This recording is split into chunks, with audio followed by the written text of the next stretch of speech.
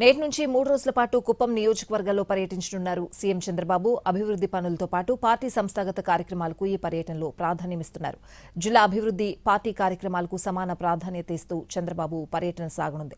మధ్యాహ్నం 3:30 ద్రవిడ వర్సిటీలోని హెలీప్యాడ్కు చేరుకుంటారు సీఎం.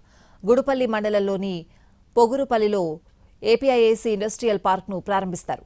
3,847 కోట్లతో 12 పరిశ్రమలకు శంకుస్థాపన చేస్తారు.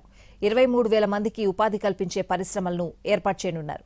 1,026 కోట్ల పెట్టుబడులతో 6 పరిశ్రమలకు సీఎం సమక్షంలో ఎంఓయూలు జరగనున్నాయి. సాయంత్రం పొగురుపల్లెలో భారీ బహిరంగ సభ ఉంటుంది. అబీస్ ప్రోటీన్స్ చికెన్ ప్రాసెసింగ్ యూనిట్ ప్రారంభిస్తారు సీఎం. 200 మందికి ఉద్యోగ నియామక పత్రాలను పంపిణీ చేస్తారు. 28 మంది పారిశ్రామికవేత్తలతో సీఎం సమావేశమవుతారు.